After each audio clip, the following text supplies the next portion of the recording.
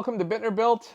Today's video we're going to go over my Big Bertha CNC machine enclosure. I was working on a different video, but a whole bunch of you asked in the comments to see the CNC machine, so I said, yeah, let's go ahead and make this one instead. It was a really fun build for me. It's a really fun tool that I have, and so I'm happy to show it off. Let's start by addressing my CNC long mill friend Bender right here. I do have to say, I got this idea from another great YouTuber's channel, Blake Weber. He's a better woodworker than me, so go check out his stuff. He has lots of great videos. He did Bender for his CNC machine, and as a Bender fan, and my boys are Bender fans, my boys demanded that their father make the CNC like Bender as well, and so here he is. When I approached this build, it was all about sound suppression and providing adequate airflow during that sound suppression. This is a really loud tool, and my bedroom is on the other side of this wall on the second floor. So I wanted to be able to run this. You know, sometimes CNC cuts can take hours, and so I wanted to be able to run this when my wife's sleeping. And in order to do that, we need to make sure that it's as quiet as possible. So obviously what we started with was sound absorbing foam panels all the way through the inside of the unit. The next thing I did was I wrapped the back, the top, and both sides with moving mats that I had bought from Harbor Freight, moving blankets. And they're not incredibly thick, but the sound from inside the unit has to hit those sound absorbent panels, then travel through the plywood, and then there's a little bit of an air gap layer here, and then travel through this fabric layer before it escapes out. It does a really good job in keeping all of the sound in. Since we're in the back over here, I'm going to show you that I have this fold-up wing right here. What this does is it allows me easy access to the back of the unit. This is a really large cabinet. I cannot reach all the way through, so having this in the back, if something were to break or I need to grab or clean something, this makes it really easy. The other main use for it is a thing called tiling. When you're using a CNC machine, it only has, or this particular one, only has 30 inches of width, but it can do infinite length. So what can happen is it will cut that 30-inch area, and then I can pull it ahead 30 inches, and it will then cut it again, making a really long unit through this door right here.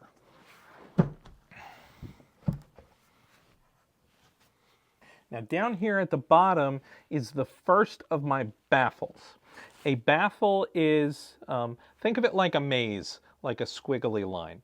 What it does is I have a maze that's in this box right here that has a hole at one end and a hole at the other end.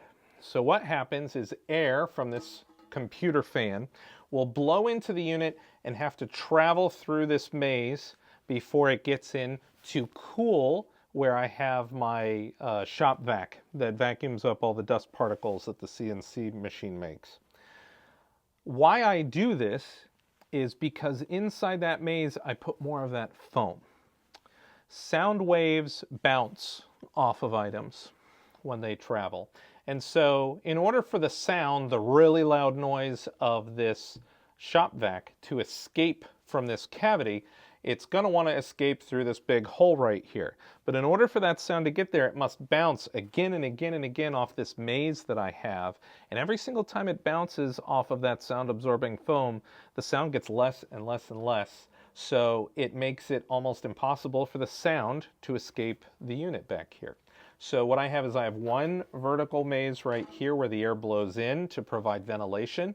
And then I have a hose hooked up to the back of the shop vac exhaust. And then it goes through another system and then comes out right here. So this is the in air and this is the out air. Opening this cavity here, it's going to be really difficult to see. I apologize for the shaky cam, but I'm going to pick you up and kind of try and show in. I have a motion activated small little bar light. I have all my power to the unit inside here, and then they're all on wireless outlets that I activate at the front of the unit. There's one of those cheapo Home Depot cyclones, so all of the dust comes into that cyclone and then goes into my shop vac, and then the shop vac hose comes over and it goes through the baffle, spitting it out. And again, I have all of this sound absorbing foam completely covering this cavity underneath. Inside of the unit, I have another two baffles. This baffle, you'll see the opening right here, and this is for the clean, fresh air to come into the unit. There's a fan on the top of the machine, and it pushes the air down through the maze and comes out of this hole. That fresh air then hits the computer module for the CNC machine, so that is an added benefit.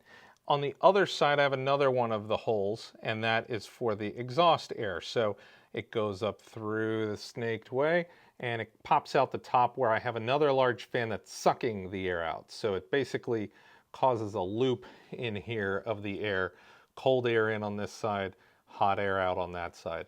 I've had this CNC run for 24 hours before straight, with a shop vac running for 24 hours and a router running for 24 hours with friction against stuff. So it can create a lot of heat in a confined space. It's only gotten up to 95 degrees in here at the absolute maximum. That's why I keep that thermometer here. Just to show you too, on top of the unit, there's those two fans that are attached to the baffle that both suck and blow the air into this unit. So next we have this side of the unit. It's not the prettiest, but typically you can't see this. It's pushed back and away. I used an old Mac Mini computer that I had. I wanted to use a Mac Mini because it does not have an active fan system. It just radiates heat out of the back. And so by mounting this on the side pointing up, dust collects here, but it's a solid surface. It doesn't penetrate the unit, and all of the ports are going up. So that keeps the computer safe from dust coming into it, which is what I wanted. I also have this cool arm here that can raise and lower for my monitor and swing out of the way when I'm moving it around the shop. And of course I have my power supply here that also goes in underneath to power the shop vac system and all my other tools that I have plugged in. Next is my big enclosure door. I have it wrapped with foam right here. That way, any opening that I have has some sort of like door or window foam around it. That way, when it closes, I want it to create as tight of a seal as possible. If we can make a tight seal, it doesn't allow noise to escape the unit. I only have a single pane of plexiglass on this door, sandwiched between two 3/4 inch pieces of plywood. It does a good job. I'm happy with it. If you really wanted to get crazy with it, you could put 2 panes of plexiglass and leave a small little gap in between. That's what a lot of double pane windows do in your houses. That little air gap in between deadens the noise so that it doesn't immediately transfer through like a vibration in the glass. You probably can't see it from so far away, but there is a scratch right here on the inside.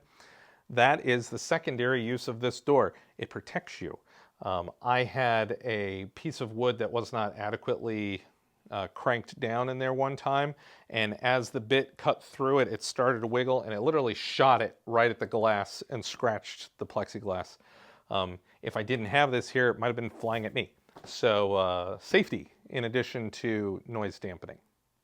Oh, the unit has these 2 pistons right here. I'll put a link to these down in the description below. This door is incredibly heavy, so if these pistons weren't here, that would have been a big problem.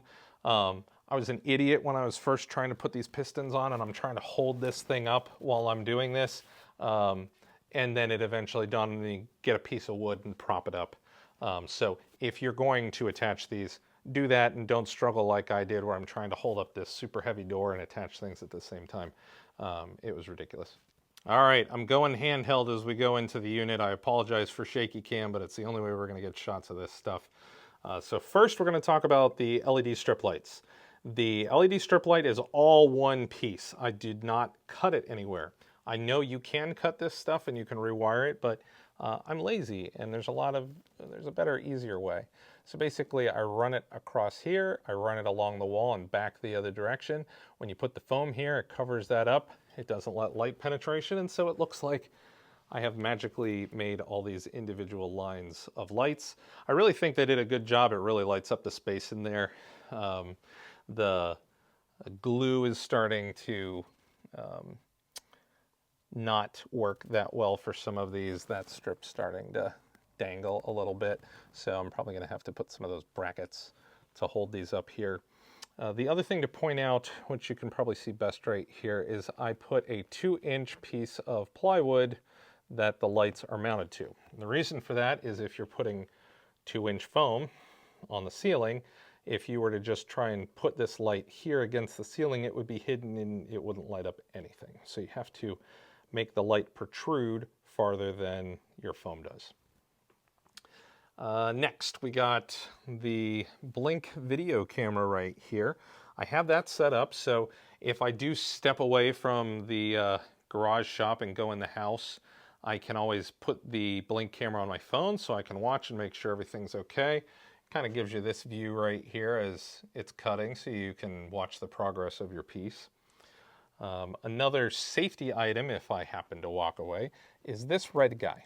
It's about 3 fingers in size. I'll link it in the description. It's actually a fire extinguisher. So I put that in here just in case a fire ever broke out in your CNC machine. The way that would happen is if you could have a mechanical error where something breaks on here and the router is just spinning and spinning and spinning on a piece of wood in one spot and not moving, and friction makes fire. So it could easily cause a fire in here. So what that is it's a car hood fire extinguisher. You can mount that on the inside of the hood in your car, and if you ever had an engine fire, the fire would make that unit explode and it puts a dispersant down on your engine. So I figured that would work the same way in my CNC enclosure. If a fire ever broke out in here, the door would be down, it would be a very contained space, and it would heat up, and then that thing would explode and put the fire out. So I've never tried it, but if anybody else has, let me know in the comments. I'm very sure it would work for this application. The vacuum hose that I have here. First off, you'll notice that I have some bungees back here holding up the hose and the wiring. Those are to keep everything off of the surface. So as this CNC moves around, you don't want that stuff dragging on the surface and then getting pinched by the machine or cut by the machine. So we have these bungees pulling everything up into the air. And then I have this copper wiring that goes around it. You can see how the dust is settling on the tube, but not where the copper wiring is touching it. And that's just to try to remove static electricity through your dust collection system. All right, on both sides, I have magnet bars to hold tape measures and wrenches. I have it on the other side as well, too, to hold important stuff. Again, that's the computer brain for the whole CNC unit right here. And then I have an emergency stop button that's mounted on the outside. If anything happens and I just need to stop the unit, I can hit that. Here we have my remote for turning everything on and off. So if I want to turn on the router, and if I want to turn on the vacuum. So right now I have the router and the vacuum going with the door open. And I do have to raise my voice quite a lot if I was talking to somebody right next to me. Once I close this enclosure, I'm completely talking normal. If you and I were sitting right in front of this unit, we would be able to talk normally to each other without having to raise our voices whatsoever. Once you go to the other side of the shop, probably halves the noise over here, and then as soon as you go through that door or through the wall into the house, you cannot hear this machine working inside of my house, which is mission accomplished. So this puppy can run all the time and it's not going to bother anybody inside of the house. All right, so a couple measurements on this unit. In total, this unit is 6 feet tall. It's on 5-inch casters. It's really heavy, so I put really big casters on the bottom of this thing. It's 4 feet deep, and it is 56 inches in width. When I constructed this, the very first thing I constructed was a torsion box. So I took 2 pieces of MDF, and then I cut a 3-inch strip of plywood times a ton and made a honeycomb pattern on the inside. That way I knew that I had a perfectly flat top that I was able to mount the additional layers of MDF for my CNC machine. First, on top of the torsion box, I put one layer of MDF, which actually isn't even attached in any way. I had that on my assembly table where I built the rest of this. I put the T-track and my waste strips on top of that, and I picked everything up and slid it in here all in one movement. It was incredibly heavy. I used my standing desk table to lower down, slide it on, and get it in here at the right height. So another use for the standing desk. The next phase was I built the base. The base I built like any other cabinetry. I made some carcass boxes for the drawers down here. These are 20 inches deep, and then I have a separation partition wall for that entire back enclosure where I have the dust collector, and that is 28 inches deep. I gauged all of my dimensions off of that rigid shop vac that I have back there.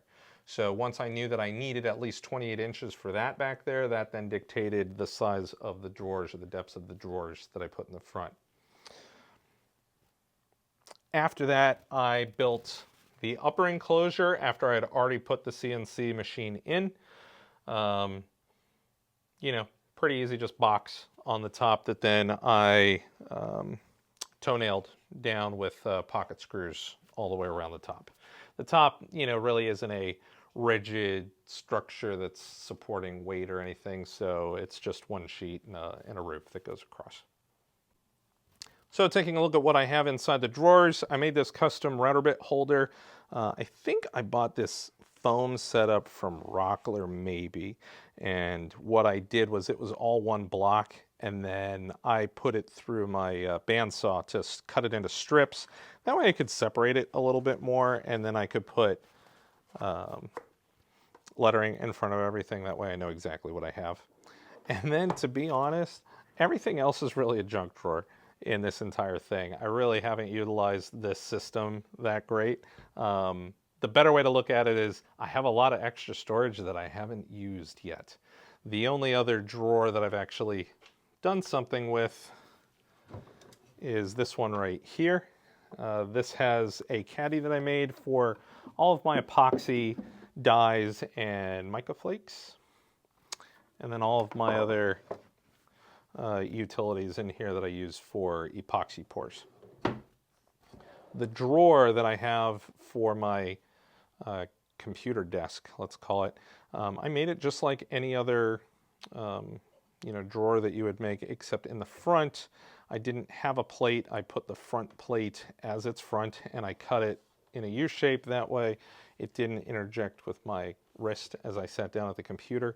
For this foam pad, what I did was I just took a piece of plywood, I wrapped it in foam, and then I wrapped it in leather, and then screwed it down or screwed it up from underneath to hold it in place.